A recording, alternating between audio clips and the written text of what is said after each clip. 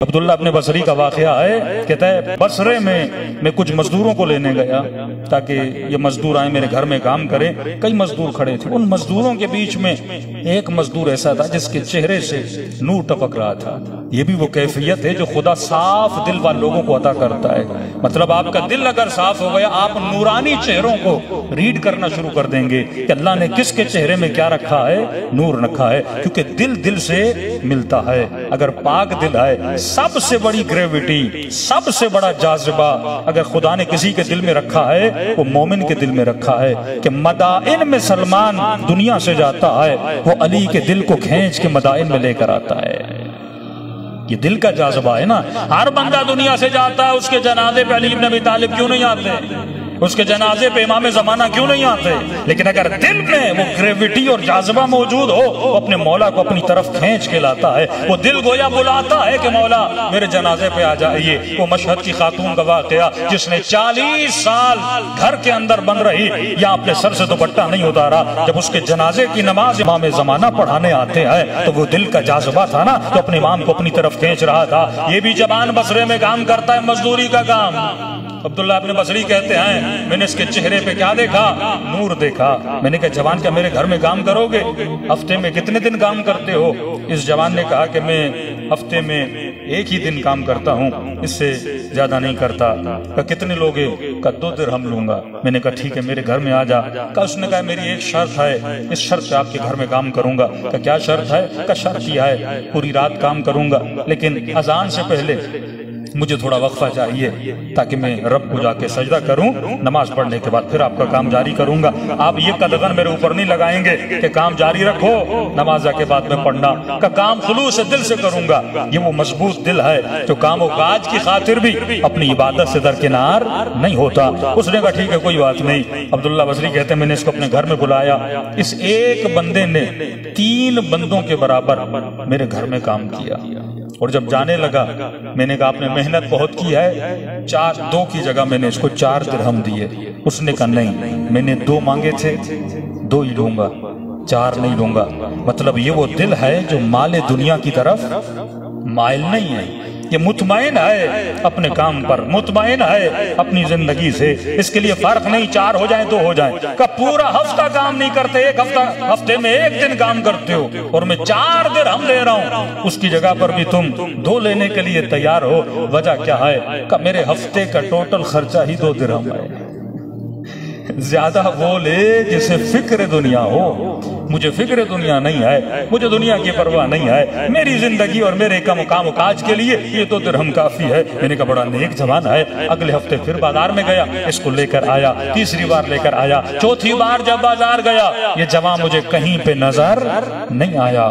میں نے اس کے دوستوں سے پوچھا کہاں ہے، کہاں رہتا ہے؟ کہ خرابہ تھا، اس خرابے میں یہ جوان رہتا ہے۔ میں اس خرابے میں چلا گیا، کیا دیکھا بیمار زمین پہ پڑا ہوا ہے اور اس کے کام کاج کے جو سامان ہے وہ بھی ساتھ پڑا ہوا ہے۔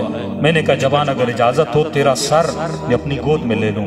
اس نے کہا نہیں، میں آج تک کسی کا محتاج نہیں ہوا اور مجھے یقین ہے کہ میں 1 ہفتے کے اندر دنیا سے چلا جاؤں گا۔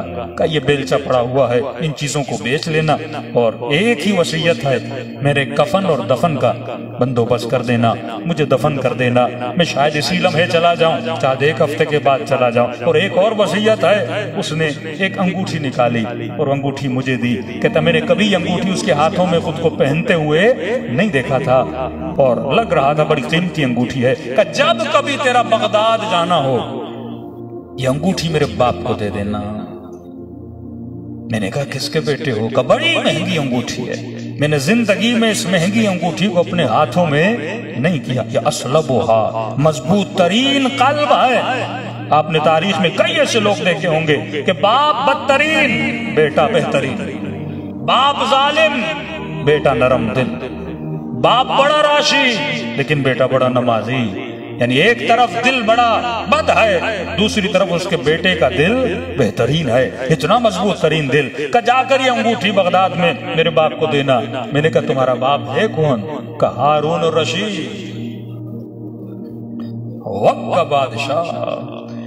کہتا میں سمجھ رہا تھا کہ ہم بڑے نمازی ہیں، ہم بڑے عابد ہیں، ہم بڑے زاہد ہیں. ایسا دل جس نے تخت و تاج کو ٹھکرا دیا، ایسا دل جس نے مال و دولت کو ٹھکرا دیا، ایسا دل جس نے شہرت کو ٹھکرا دیا، ایسا دل جس نے دنیا کو ٹھکرا دیا.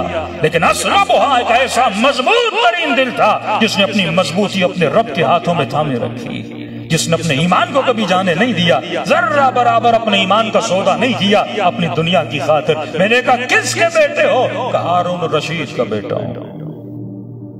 عبید اللہ بصری کہتے ہیں چند لمحوں کے لیے میرے بدن پہ لرزہ طاری ہو گیا.